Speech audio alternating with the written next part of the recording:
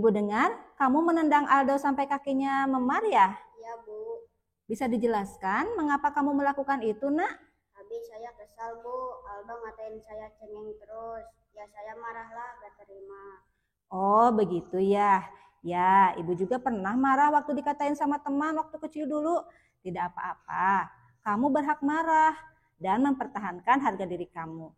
Jika Ibu jadi kamu, mungkin Ibu juga akan melakukan hal yang sama. Kamu patut bangga pada dirimu sendiri karena bisa saja kan kamu berperilaku lebih buruk dari ini. Ya, Bu. Kamu juga pasti punya alasan kan mengapa melakukan itu? Ya, Bu, saya kelepasan sampai menendang Aldo. Tapi, Bu, saya melakukan itu karena saya marah, tidak mau dibilang cengeng. Kesal saya, Bu. Iya, kamu boleh marah, tapi kamu juga harus menambahkan perilaku yang baru ya. Ya, Bu. Kamu ingat kan waktu kita menyusun keyakinan kelas waktu itu? Ingat, Bu, kita harus saling menyayangi dan menghormati antar teman. Tidak boleh berkelahi. Bagus, Sahrul. Jadi menurut kamu, apakah marah sampai menendang Aldo sampai memar itu sesuai dengan keyakinan kelas kita? Tidak, Bu. Menurutmu, keyakinan kelas yang mana yang telah kamu langgar? Saya tidak menghormati teman dan tidak mencerminkan sikap saling menyayangi, Bu. Jadi menurut Sahrul, apakah saling menyayangi dan menghormati teman itu penting? Penting sekali, Bu, agar teman juga sayang sama saya. Nah, jika itu penting, kamu bersedia kan memperbaiki kesalahan kamu? Ya, Bu, saya bersedia. Untuk memperbaiki kesalahan kamu, apa coba yang harus kamu lakukan ketika sedang marah? Saya harus bisa menahan emosi saya, Bu. Saya juga harus lebih bersabar menghadapi teman yang nakal sama saya. Dan kalau ada teman yang nakal, saya akan melaporkan saja kepada ibu guru daripada saya membalas kenakalan teman saya. Bagus, Sahrul. Tetap menjadi anak yang baik ya.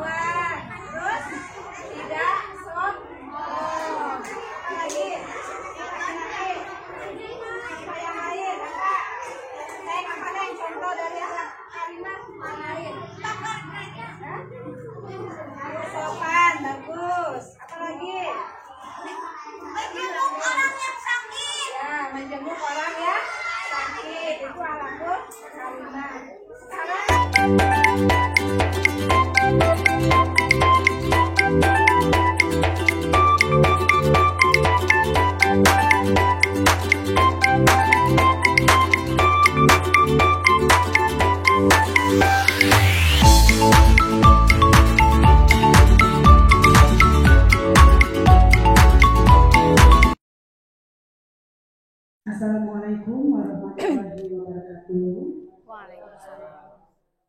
Alhamdulillahirrahmanirrahim.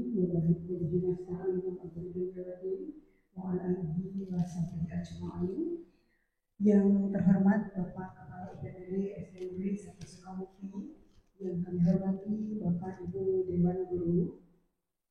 Alhamdulillah pada hari ini kita dapat berkumpul bersilaturahmi dalam kegiatan diseminasi budaya positif. Sholawat beserta salam semoga dicurah limpahkan kepada Nabi kita, Nabi besar Nabi Muhammad Sallallahu Alaihi Wasallam. Bapak Ibu yang kami hormati, acara yang pertama adalah pembukaan, yang kedua adalah sambutan dari Bapak Dudung SPDSD selaku Kepala UPTD SD Negeri 1 Sukabumi. Kepadanya disilakan.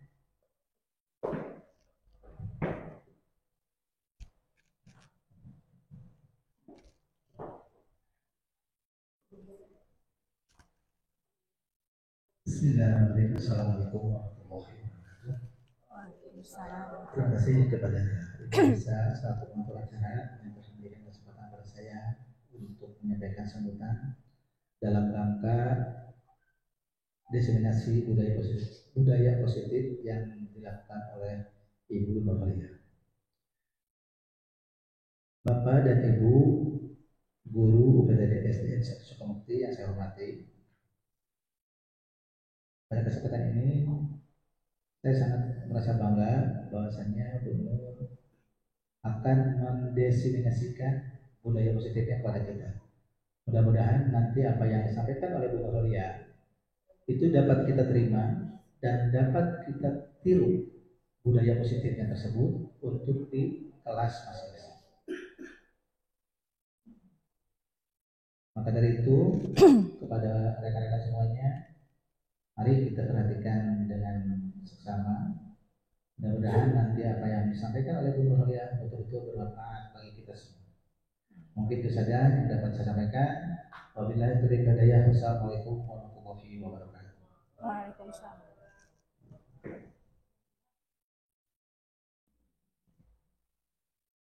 Terima kasih kepada Bapak Kepala PPD. Hadirin yang kami hormati, acara selanjutnya adalah diseminasi budaya positif yang akan disampaikan oleh Ibu Nurhaliah SPD. Kepadanya disilakan.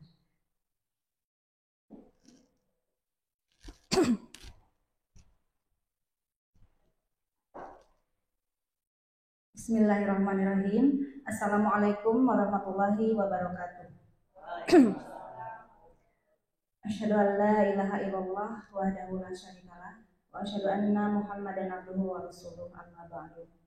Yang terhormat Bapak Kepala Sekolah dan Bapak Ibu guru yang saya hormati. Pertama-tama marilah kita panjatkan puji dan syukur kehadirat Allah Subhanahu wa taala yang alhamdulillah pada kesempatan siang hari ini kita bisa bertemu dalam acara diseminasi budaya positif.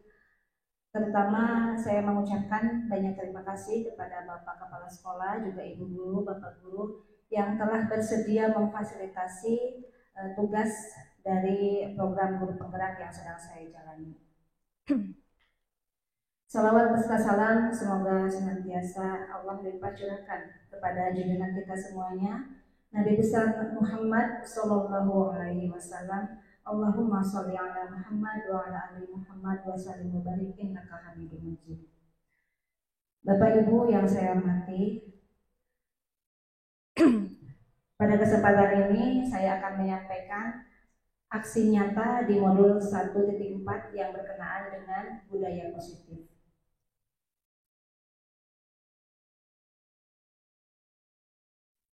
Nah, ini Ibu fasilitator saya, namanya Ibu Ria Gustina MPD, dan Ibu pengajar praktiknya Ibu Haryati Ningsih. Sebelum kita menginjak ke pemaparan, ada sebuah pertanyaan tentang budaya positif. Menurut Bapak Ibu, apakah yang dimaksud dengan budaya positif?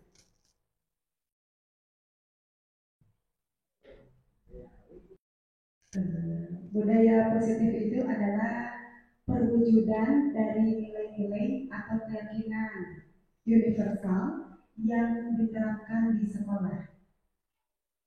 Baik, ada pendapat yang lain, Bapak Ibu? Mangga.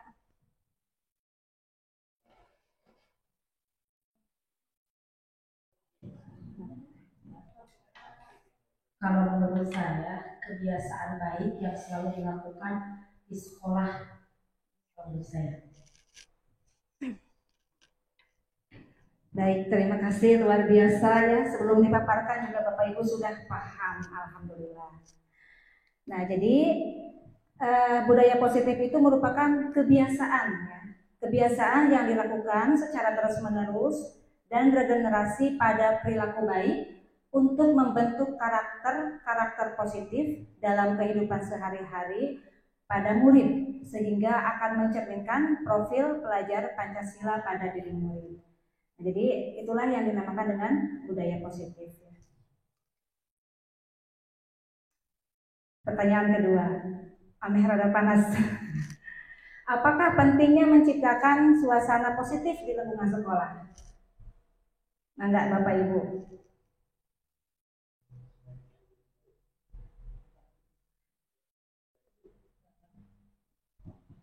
Enggak Pak?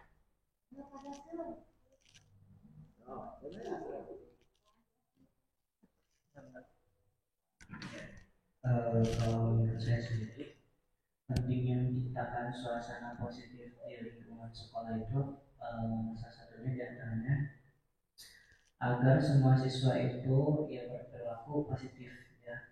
Biasanya anak itu akan tergantung perilakunya sesuai dengan lingkungan.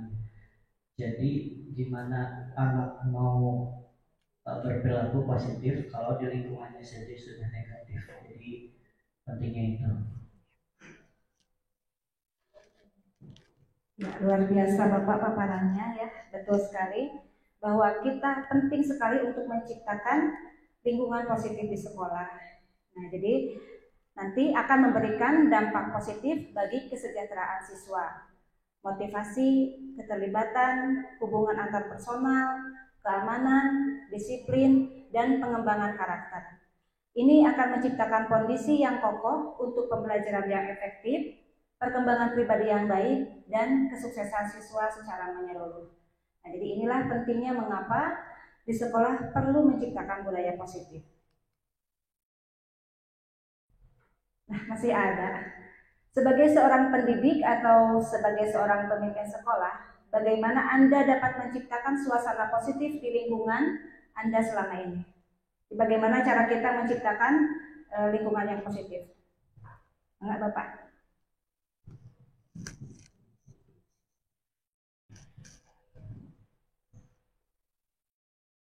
Dalam menciptakan suatu lingkungan yang positif, yang pertama kita harus menjaga kenyamanan dari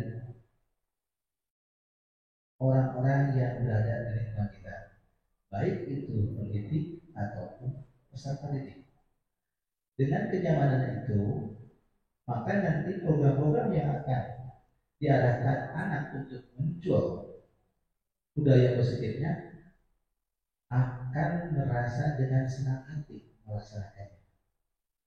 Jadi upaya yang dilakukan adalah bagaimana membuat pendidik ataupun peserta didik itu nyaman di lingkungannya ketika kita akan membudayakan suatu kebiasaan yang positif.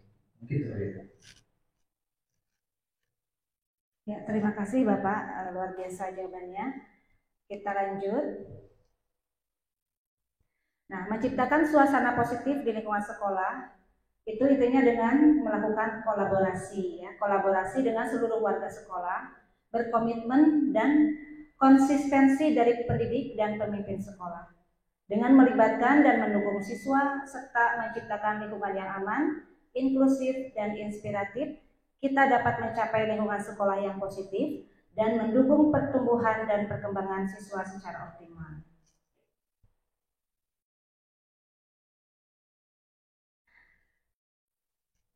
Nah, yang pertama teori kontrol. Apa yang dimaksud dengan teori kontrol? Yaitu proses pengaturan perilaku dan reaksi kita terhadap tujuan atau standar yang ingin dicapai, bukan hanya merespon rangsangan eksternal. Nah, biasanya di dalam teori kontrol ini bersifat spontan. Jadi ketika ada suatu kejadian kita langsung merespon. Nah, ada beberapa miskonsepsi tentang teori kontrol menurut Dr. William Glasser yang ada kalanya kita melakukan hal itu ya tanpa kita sadari.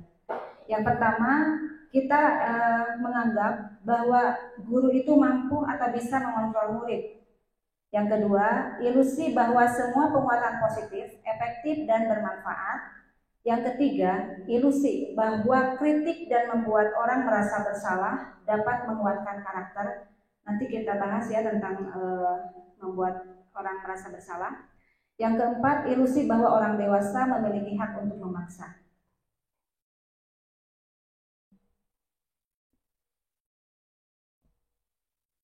Bila kita ingin membuat kemajuan perlahan, sedikit-sedikit, ubahlah sikap atau perilaku Anda.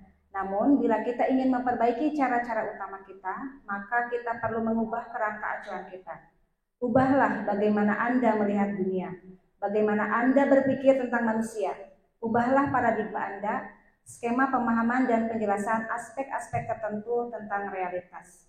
Ini menurut Stephen R. Covey ya. Jadi prinsip Centered Leadership tahun 1991 tentang teori kontrol. Jadi kita harus bisa mengubah dari paradigma stimulus respon ini kepada pendekatan teori kontrol. Nah, kenapa kita harus merubah? Karena ketika dengan menggunakan teori kontrol, kita itu akan memikirkan terlebih dahulu apa yang harus kita lakukan. Gitu ya. Nah, apa perbedaannya antara stimulus respon dan teori kontrol? Dalam stimulus respon, biasanya kita secara menganggap bahwa kebutuhan setiap manusia itu sama. Padahal di dalam teori kontrol kita tahu bahwa kebutuhan setiap manusia itu berbeda. Kemudian semua orang melihat hal yang sama, padahal setiap orang memiliki gambaran yang berbeda. Kita mencoba mengubah orang agar berpandangan sama dengan kita. Menurut teori kontrol, kita harus berusaha memahami pandangan orang lain tentang dunia. Jadi kita tidak bisa memaksakan kehendak kita kepada orang lain, tapi kita harus mampu bagaimana memahami mereka. Gitu. Termasuk di kelas kita ya, tidak semua anak itu tidak sama. Anak-anak itu di kelas tidak sama, tapi kita harus bisa merangkum mereka dalam pendidikan yang sama. Gitu. Kemudian perilaku buruk dilihat sebagai suatu kesalahan. Nah, tapi dalam teori kontrol semua perilaku itu memiliki tujuan, termasuk ketika anak berbuat salah, itu pasti mereka punya tujuannya. Orang lain bisa mengontrol saya, tapi kalau dalam teori kontrol hanya Anda yang bisa mengontrol diri Anda. Saya bisa mengontrol orang lain, Anda tidak bisa mengontrol orang lain. Pemaksaan ada pada saat rujukan gagal. Nah, dalam teori kontrol, kolaborasi dan konsensus menciptakan pilihan-pilihan baru. Dan yang terakhir, model berpikir menang kalah dalam stimulus respon. Tapi kalau dalam teori kontrol, model berpikir menang-menang. Jadi semuanya harus menang, tidak ada istilah yang menang dan yang kalah.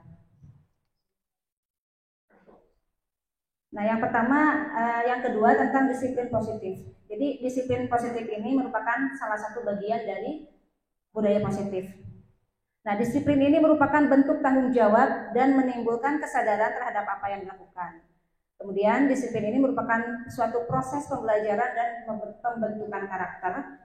Disiplin sebagai bentuk kontrol diri, yaitu belajar untuk kontrol diri agar dapat mencapai suatu tujuan mulia.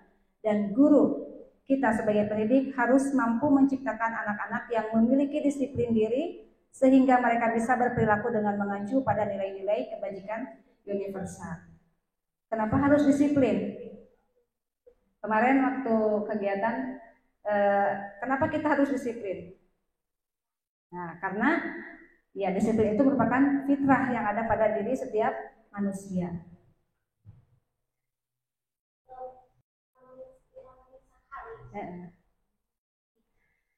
Nah, jadi disiplin positif ini merupakan nilai-nilai kebajikan yang universal yang merupakan payung besar dari sikap atau perilaku kita dan fondasi untuk membangun motivasi intrinsik, yakni membangun nilai-nilai profil pelajar Pancasila. Nah, bagaimanakah nilai-nilai kebajikan yang universal itu? Nah, nilai-nilai kebajikan yang universal itu tertuang dalam profil pelajar Pancasila, yakni yang pertama, beriman, bertakwa kepada Tuhan Yang Maha Esa, dan berakhlak mulia. Yang kedua, mandiri. Yang ketiga, bernalar kritis. Yang keempat, berkebinekaan global. Yang kelima, bergotong royong. Dan yang keenam, kreatif. Nah, kemudian ada lagi dari berbagai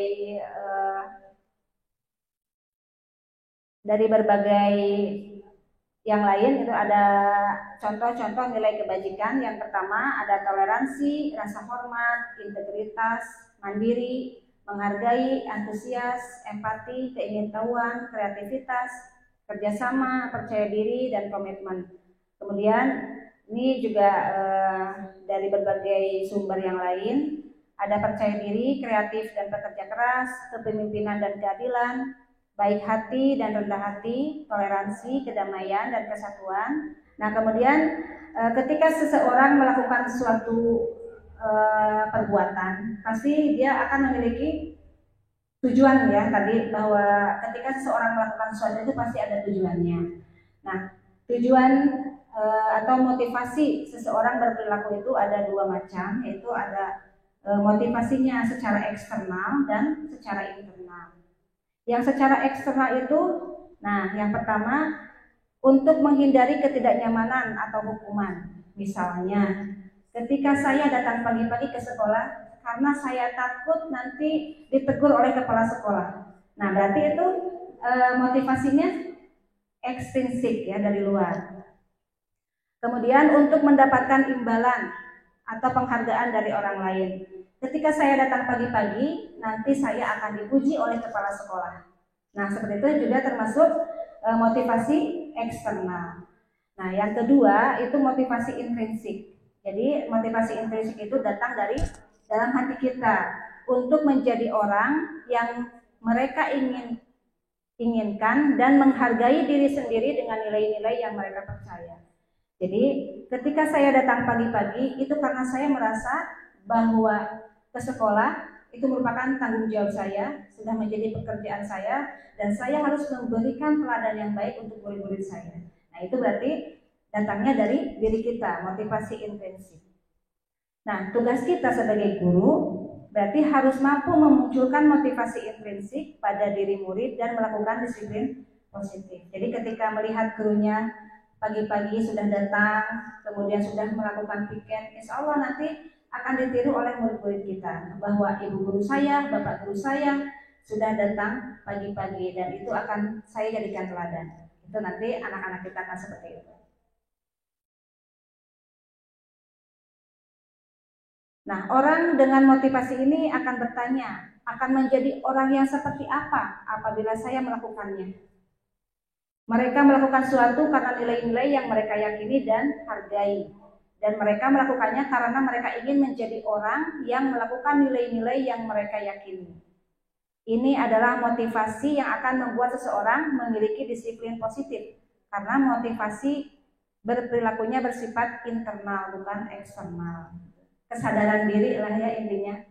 Saya sadar bahwa saya harus melakukan ini karena jadi dorongannya dari dalam diri kita, bukan karena orang lain. Kalau dalam agama kan mungkin disebutnya riya, gitu, ingin dipuji, takut dihukum, gitu ya. Nah, kemudian dari nilai-nilai kebajikan yang sudah tadi kita sebutkan bersama ya. Nah, dari mana itu kita bisa mendapatkan di sekolah kita? Yaitu dengan membuat sebuah keyakinan sekolah atau keyakinan kelas.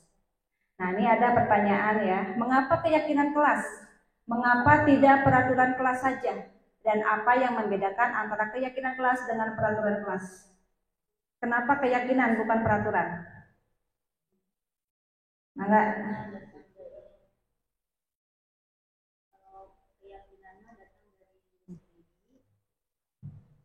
Kalau keyakinan itu datangnya dari diri sendiri dan kita merasa bahwa itu kewajiban kita sebagai manusia. Jadi kalau peraturan itu yang dibikin oleh kelas itu sendiri, kadang ada yang melanggar, ada keyakinan selalu mendapatkan melanggar. Ya, terima kasih Ibu Yuli. Nah, kenapa keyakinan kelas? Nah, karena yang namanya keyakinan di kelas itu berarti dibuat oleh anggota kelas itu sendiri, ya. Jadi apa yang harus saya lakukan di kelas saya? Jadi secara ketika ayo kita buat keyakinan kelas, berarti kan yang membuat itu anak-anak ya, anak-anak dengan kita di kelas itu. Nah, sedangkan untuk peraturan itu dibuatnya biasanya oleh siapa? Oleh orang lain kan. Peraturan sekolah biasanya dibuat oleh guru misalnya. Nanti dipang-pang di sini, ini peraturan sekolah. Nah, kadang kan ketika anak-anak tidak ikut terlibat di dalamnya, nah maka mereka, itu bukan saya yang buat. Tapi kalau keyakinan, itu keyakinan yang saya yakini, keyakinan yang saya buat di kelas. Masa saya harus melanggar apa yang sudah kita yakini bersama? Nah, jadi mengapa keyakinan kelas? Itu alasannya ya. Nah, apa yang dimaksud dengan keyakinan kelas? Keyakinan kelas itu adalah nilai-nilai kebajikan universal yang disepakati secara tersirat dan tersurat terlepas dari latar belakang murid. Jadi disepakati oleh bersama. Nah, kemudian guru berperan membuat keyakinan kelas dengan berkolaborasi bersama seluruh warga sekolah atau warga kelas dan mengimplementasikan keyakinan dengan berbagai kegiatan di sekolah atau di kelas. Apa yang harus dilakukan ketika kita membuat keyakinan kelas? Nah, yang pertama, keyakinan kelas itu bersifat lebih abstrak daripada peraturan yang lebih rinci dan konkret. Anak mau seperti apa di kelas? Yang kedua, keyakinan kelas ini berupa pernyataan-pernyataan universal seperti tanggung jawab, terus berkasih sayang. Pernyataan keyakinan kelas senantiasa dibuat dalam bentuk positif. Misalnya anak hadir tepat waktu.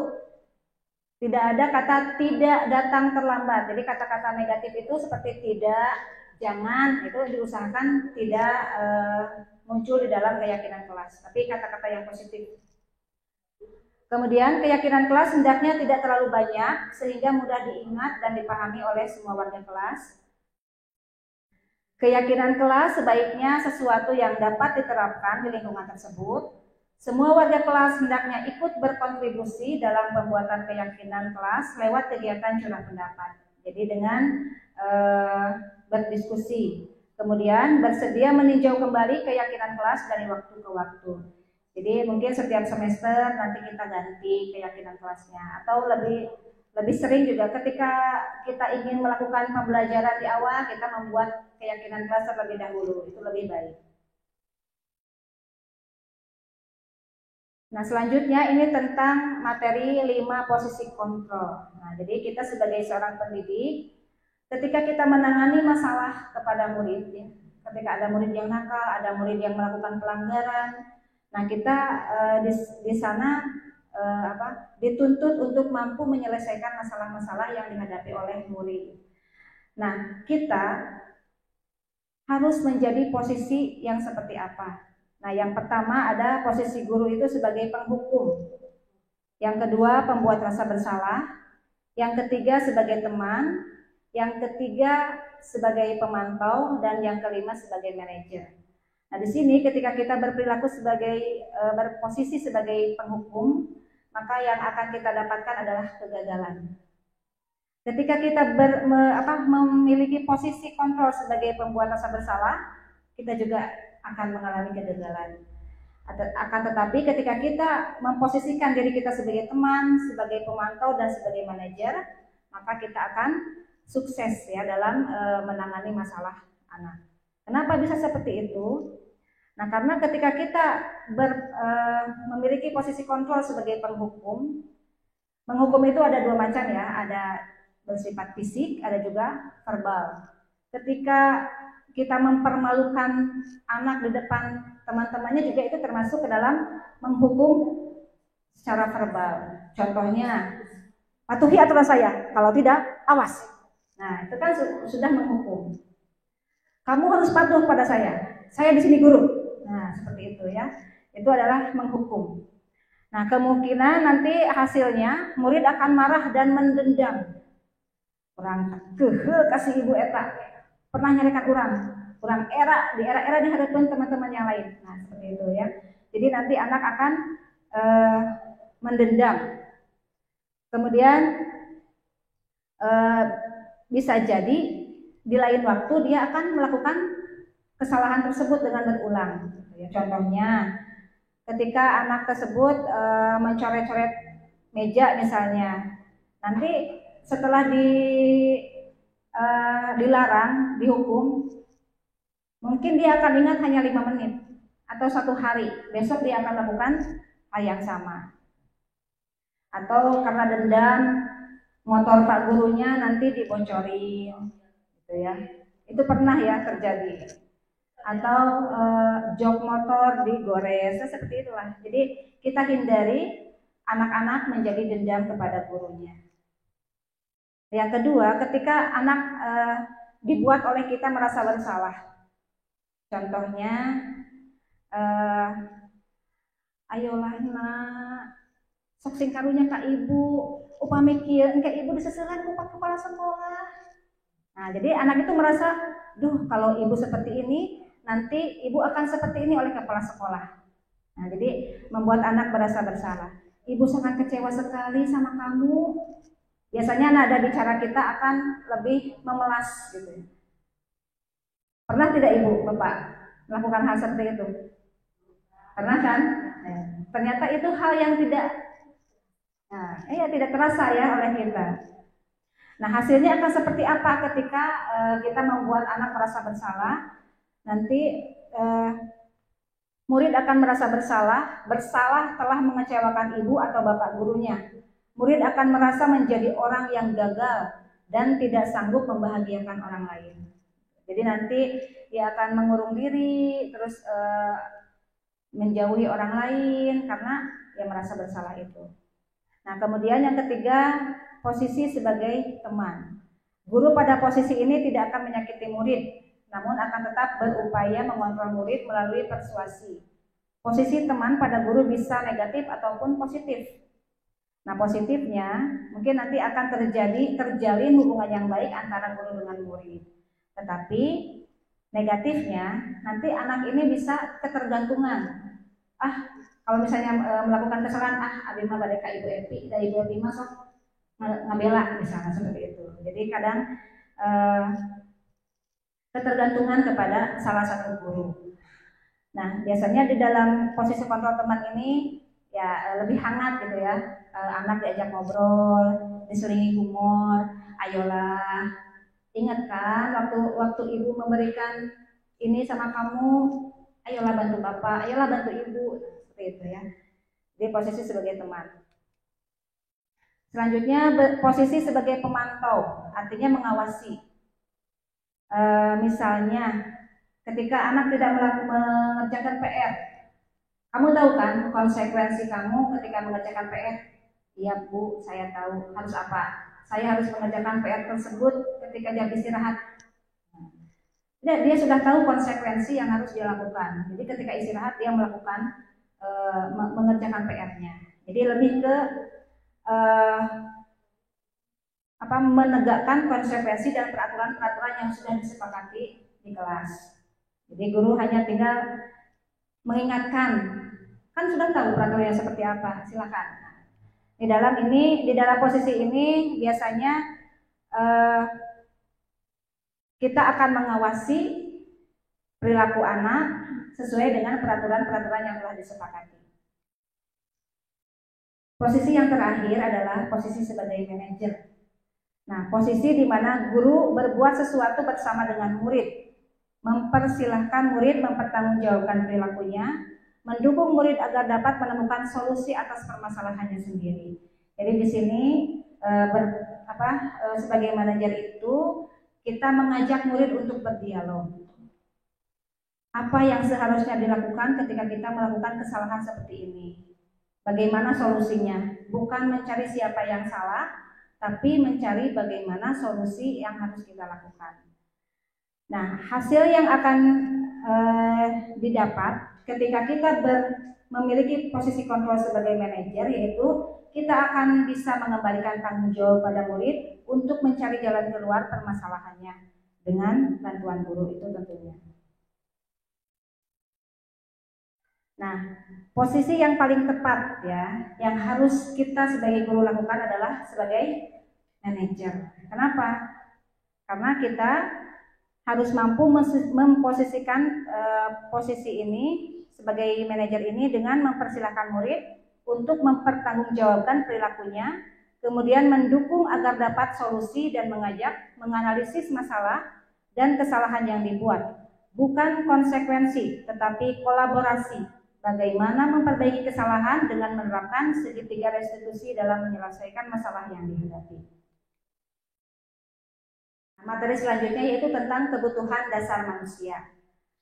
Jadi ketika seseorang melakukan sesuatu, apapun itu, baik itu kesalahan ataupun sesuatu yang baik, maka dia itu melakukannya untuk memenuhi kebutuhannya sendiri. Nah, yang pertama yaitu untuk memenuhi kebutuhan bertahan hidup. Ini kebutuhan dasar ya. Yang kedua, kasih sayang dan rasa diterima, kebutuhan untuk diterima. Kemudian penguasaan, kebutuhan pengakuan atas kemampuan. Yang keempat, kebebasan, kebutuhan akan pilihan, dan kesenangan, kebutuhan untuk merasa senang. Nah, ketika kita menjumpai seorang anak misalnya di kelas, dia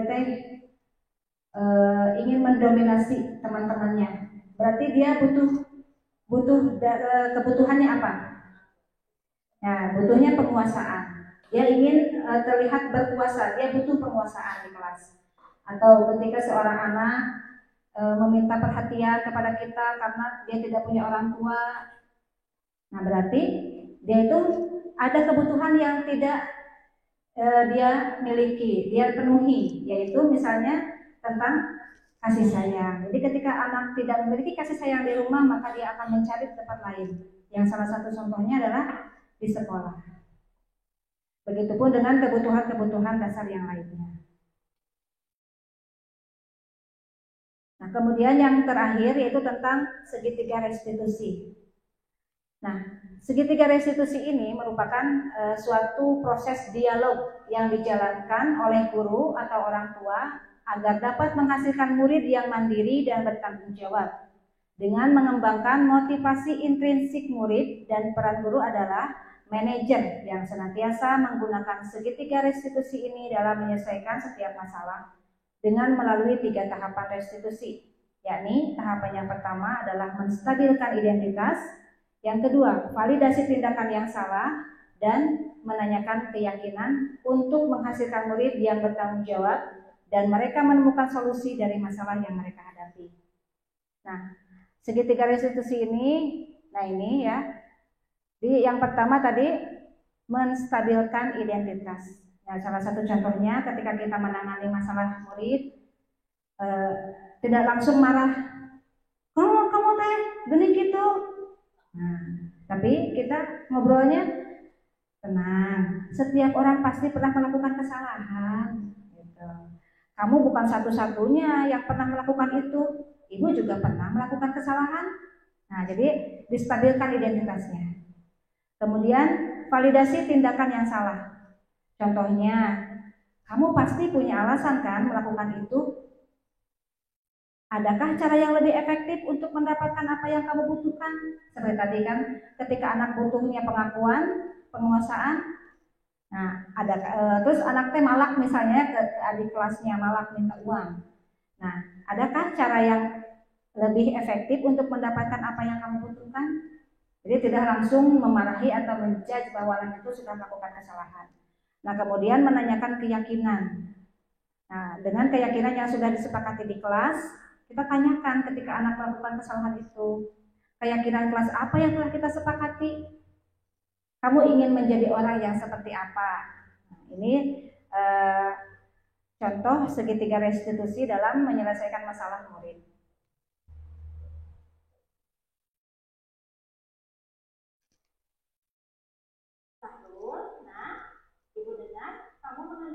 Nah, ini contoh dari penerapan segitiga restitusi dalam menyelesaikan masalah.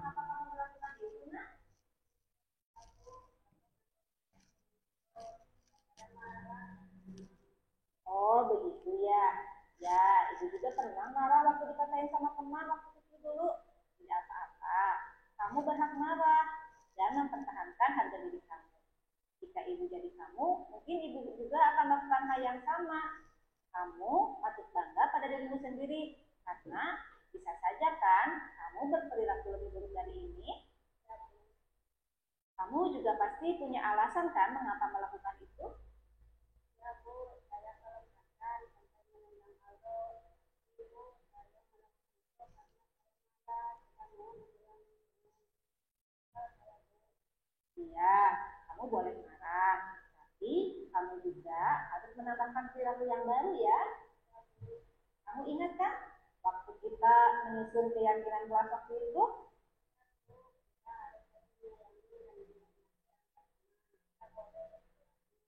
Bagus, Sahrul. Jadi menurut kamu, apakah marah sampai menendang Aldo sampai memar itu sesuai dengan keyakinan kelas kita? Menurutmu, keyakinan kelas yang mana yang telah kamu langgar?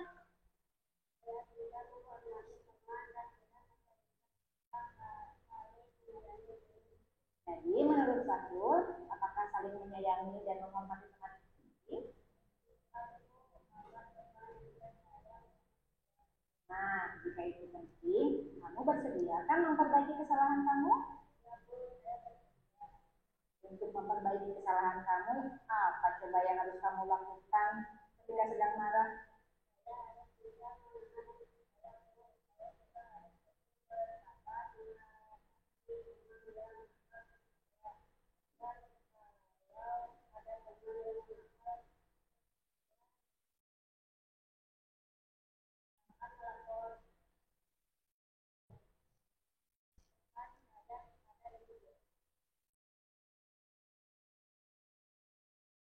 Ya. Nah, intinya seperti itu ya Bapak Ibu, percakapan atau dialog yang dilakukan dalam menyelesaikan masalah melalui segitiga restitusi. Nah, ini rangkuman dari materi yang sudah kita pelajari, yaitu tentang disiplin positif, teori kontrol, teori motivasi, hukuman dan penghargaan, posisi kontrol guru, kebutuhan dasar manusia, keyakinan kelas, dan segitiga restitusi. Nah, aksi nyata yang sudah saya lakukan, yang pertama adalah murid mampu membuat keyakinan kelas. Jadi ini sudah diterapkan, kita membuat keyakinan kelas di awal tahun ajaran baru, mau seperti apa kelas yang akan kita hadapi, yang kita sepakati apa saja. Kemudian murid dapat melaksanakan budaya 3S, salam, senyum, sapa, dan yang ketiga murid dapat melaksanakan program tafakur. Nah, ini dokumentasinya.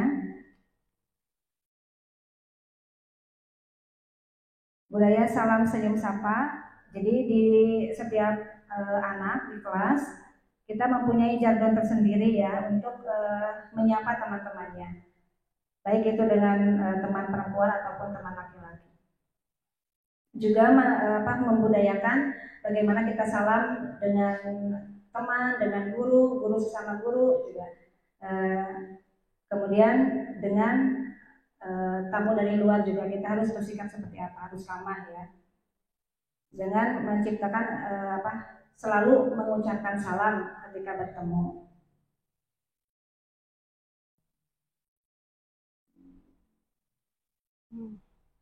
Dan yang ketiga yaitu melaksanakan program tafakur, dan program ini alhamdulillah ya sudah dilaksanakan karena merupakan budaya positif yang sudah dilakukan di sekolah.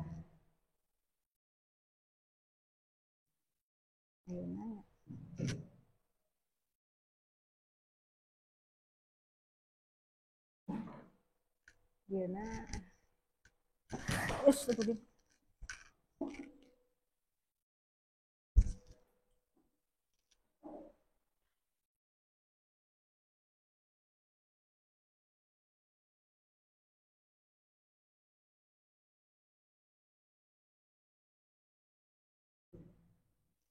Nah, dengan kegiatan seperti ini, kedekatan antara murid dengan murid lebih terasa.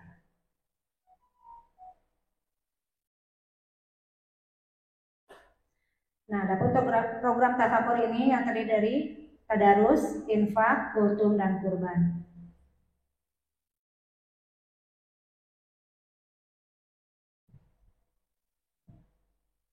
Dan program ini sudah saya lakukan atau saya dokumentasikan dan sudah dikurasi ya oleh tim kurator dari Kementerian Pusat di PMM.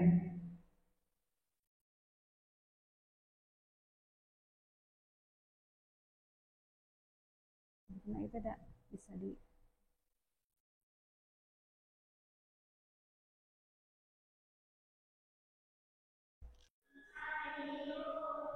Nah, ini budaya positif, yaitu program tafakur yang sudah kita laksanakan bersama.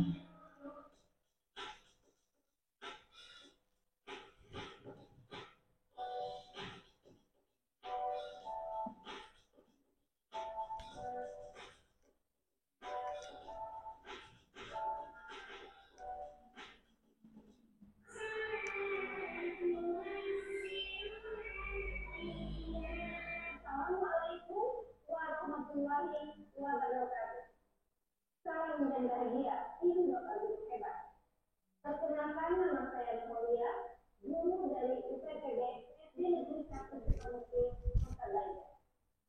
Pada kesempatan kali ini, saya akan berbagi praktik lain, yaitu pelaksanaan seminar melalui program tafakur untuk mengaplikasikan nilai-nilai Pancasila dalam kehidupan sehari-hari.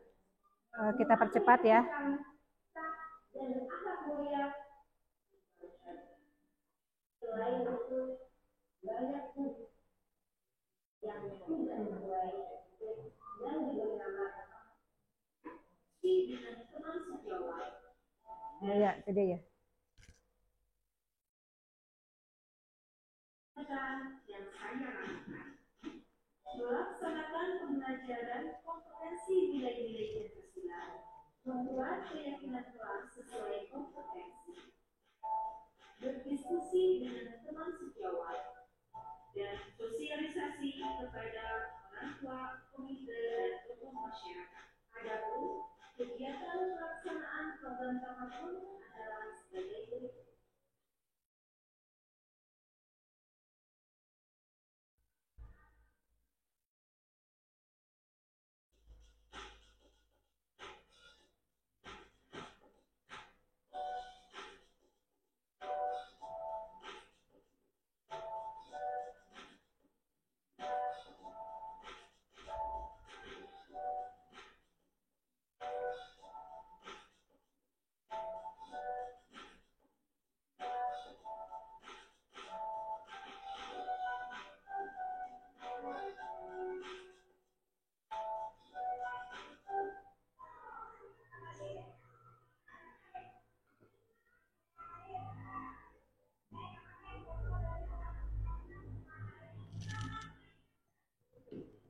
Ini untuk kegiatan kultum.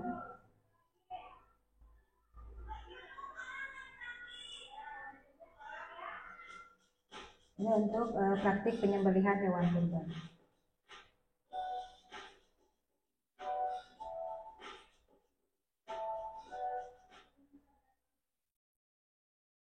Setelah dilaksanakan aksi nyata tersebut, berikut adalah refleksi dari murid setelah melaksanakan kegiatan tersebut.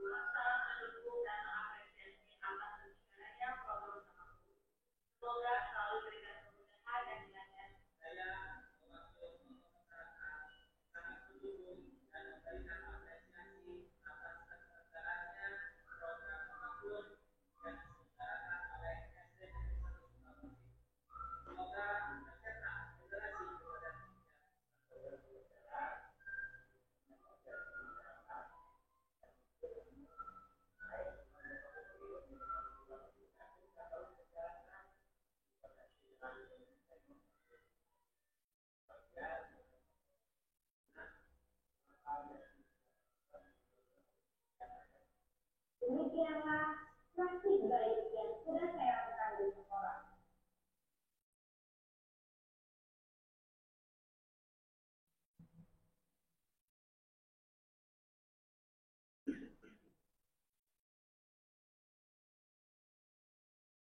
Nah, demikianlah Bapak Ibu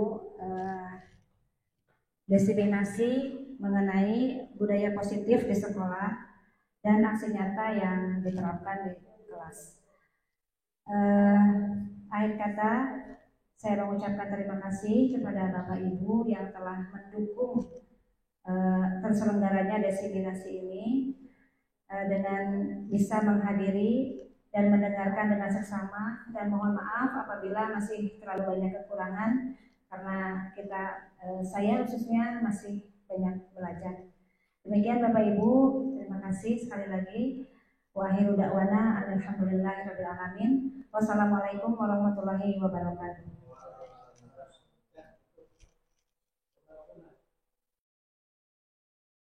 Bapak Ibu yang kami hormati, kami ucapkan juga terima kasih kepada Ibu Nurhaliah SPD selaku calon guru penggerak yang telah menyampaikan diseminasi mengenai budaya positif, dan kami juga mengucapkan terima kasih kepada Bapak Kepala Sekolah, Bapak Dudung SPD SD yang telah memberikan dukungannya atas terselenggaranya kegiatan ini.